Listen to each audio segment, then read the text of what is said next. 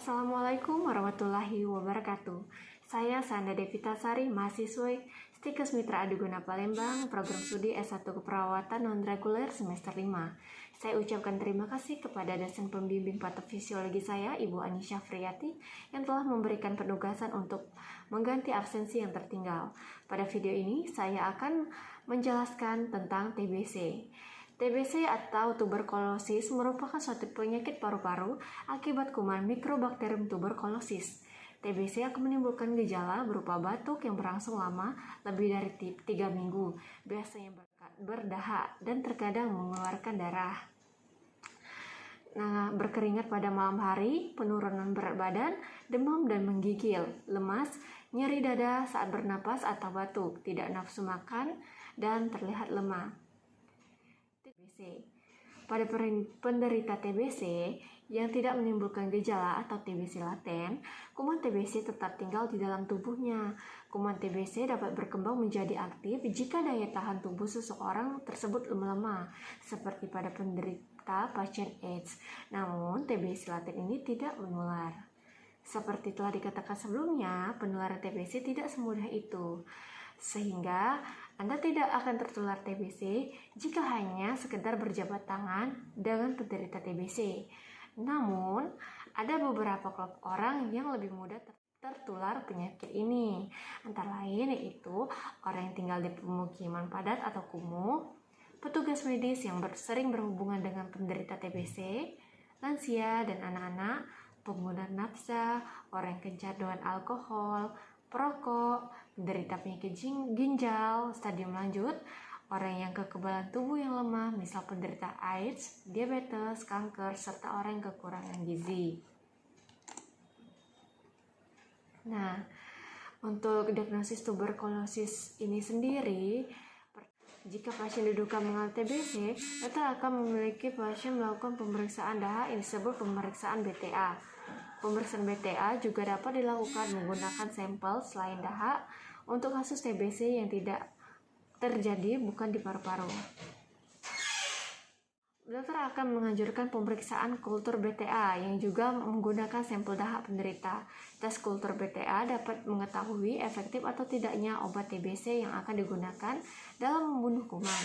Namun, tes ini memakan waktu yang lebih lama. Selain pemeriksaan BTA, dokter dapat melakukan serangkaian pemeriksaan lain sebagai pendukung diagnosis seperti foto ronsen, CT scan, tes kulit mantox atau tuberculosis skin test, tes darah IGRA atau interferon gamma release assay. Untuk pengobatannya sendiri, penyakit ini dapat disembuhkan dan jarang berakibat fatal jika penderita mengikuti saran dari dokter. Prinsip utama pengobatan TBC adalah patuh untuk minum obat selama jangka waktu yang dianjurkan oleh dokter, minimal 6 bulan. Apabila berhenti meminum obat sebelum waktu yang dianjurkan, penyakit TBC yang Anda derita berpotensi menjadi kebal terhadap obat-obat yang biasa diberikan. Jika hal ini terjadi, TBC menjadi lebih berbahaya dan sulit diobati. Obat yang diminum merupakan kombinasi dari isoniazid, ranitidine, pyrazinamide, dan ethambutol. Seperti semua obat TBC juga memiliki efek samping, antara lain warna urin menjadi kemerahan, menurunnya efektivitas pil KB suntik atau susu, gangguan penglihatan, gangguan saraf, dan gangguan fungsi hati. Karena efek samping yang mungkin terjadi, kombinasi obat dan dosisnya bisa berbeda pada beberapa kasus spesial, misalnya tuberkulosis pada anak dan ibu hamil. Untuk penderita yang sudah kebal dan kombinasi obat tersebut akan menjalani pengobatan dengan kombinasi obat yang lebih banyak dan lebih lama. Pengobatan dapat mencapai 8-24 bulan. Selama pengobatan, penderita TBC harus rutin menjalani pemeriksaan dahak untuk memantau keberhasilannya. Pencegahannya sendiri, salah satu langkah untuk mencegah TBC adalah dengan menerima vaksin BCG, Bacillus Salmonella.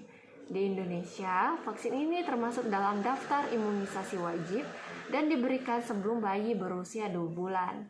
Bagi yang belum pernah menerima vaksin BCG, dianjurkan untuk melakukan vaksin bila terdapat salah satu anggota keluarga yang menderita TBC.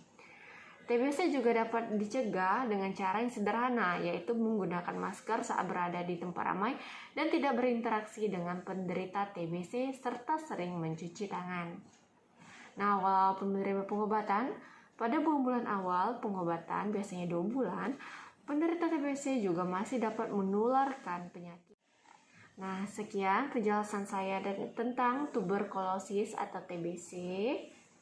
Semoga dapat bermanfaat dan dipahami. Saya ucapkan terima kasih. Wassalamualaikum warahmatullahi wabarakatuh.